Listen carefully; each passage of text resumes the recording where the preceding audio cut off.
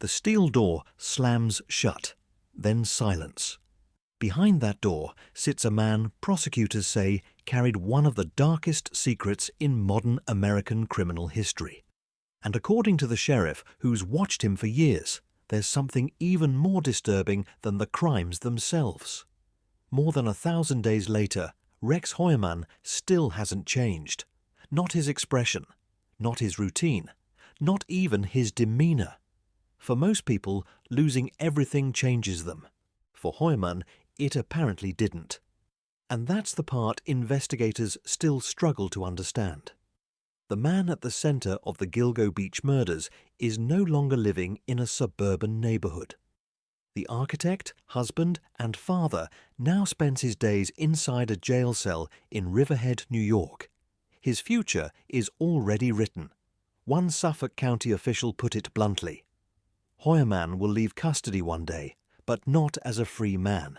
So what does life actually look like for a man accused of living a double life for years? The answer begins inside a 54-square-foot cell. For more than 1,000 days since his arrest, Heuermann has remained in voluntary segregation. Day after day, week after week, the routine barely changes. Yet according to Suffolk County Sheriff Errol Toulon Jr., neither does Heuermann. That's what stands out. The sheriff has spent decades around some of New York's most infamous criminals, organized crime figures, high-profile killers, men whose names dominated headlines. But Heuermann, he says, is different. Not because he's loud, not because he's violent, because he appears almost untouched by the collapse of his own life. Think about it. A man who once had clients, a family, and a career now spends his days confined to a small jail cell. Everything he built is gone. Yet the sheriff says his facial expression today looks remarkably similar to the day he arrived.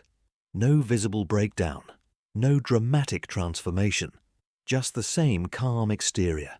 And if that isn't unsettling enough, the way he spends his time raises even more questions. Most days, Heuermann leaves his cell for recreation, alone. He walks slowly around the yard, often by himself, moving at an unhurried pace. Sometimes he stops and stares into the distance. Sometimes he leans against a wall. Then he starts walking again.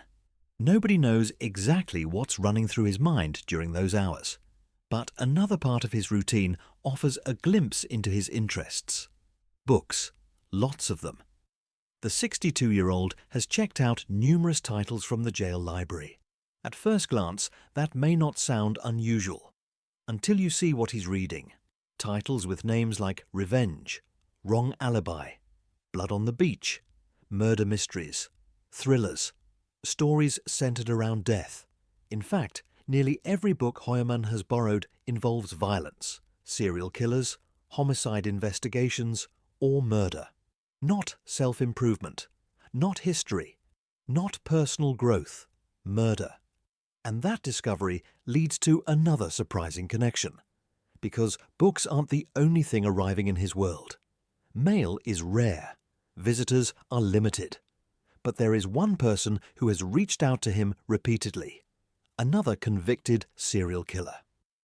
Keith Hunter Jesperson, better known as the Happy Face Killer, is serving multiple life sentences for murdering women across the United States. According to jail officials, Jesperson has written to Heuermann several times. It's a detail that raises an uncomfortable question. What do two men connected to some of the nation's most notorious crimes have to say to one another? No one outside those letters knows. And despite Heuermann's calm appearance, jail officials insist they never underestimate him. The sheriff describes him as intelligent, calculated, predictable until he isn't. That's why officers continue watching carefully. It's over. And his personality, his persona has not changed one bit. Think about how crazy that is.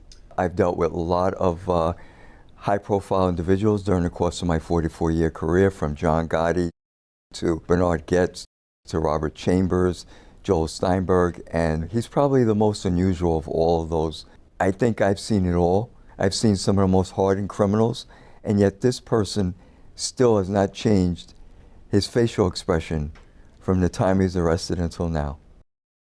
Still, investigators found the attempt noteworthy, and it became yet another strange footnote in a case already filled with unanswered questions. Questions that continue to follow everyone connected to it, including the sheriff himself. Because if there's one lesson he says this case taught him, it's that appearances can be dangerously misleading. For years, Rex Heuermann appeared ordinary. The neighbor next door, the professional with a career, the family man.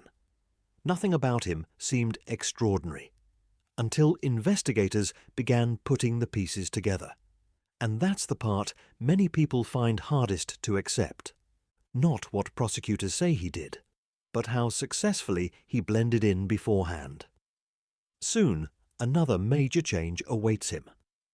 After sentencing, Heuermann is expected to leave the isolation he's grown accustomed to and enter a state prison population filled with hundreds of other inmates. No more separation, no more distance, a completely different environment. And with that comes a new set of risks. Other inmates, different personalities, different agendas. Some may want favors, some may want money, some may simply recognize his name. The sheriff believes prison life is about to become much more complicated than anything Heuermann has experienced so far. Not because of the walls around him, but because of the people inside them. And while the sheriff says he wishes death on no one, he believes the man accused in the Gilgo Beach killings deserves something else entirely. A very long incarceration. Because when he thinks about this case, his focus isn't on Rex Heuermann. It's on the victims, the women whose lives were cut short, the families left searching for answers, and the haunting reality that for years the person investigators say was responsible appeared to be just another face in the neighborhood, which leaves behind a question that still lingers long after the prison doors close. How many dangerous secrets can hide behind an ordinary life before someone finally notices? Because no matter how quiet someone appears, nobody can be certain what they're capable of thinking or planning. The list of people allowed to see him is short. His attorney, his therapist, his children, his former wife. But one attempted visitor drew unusual attention. Christopher Loeb, a figure connected to a former Suffolk County police chief, reportedly sought a visit early in Heuermann's incarceration. The visit never happened. Heuermann declined it.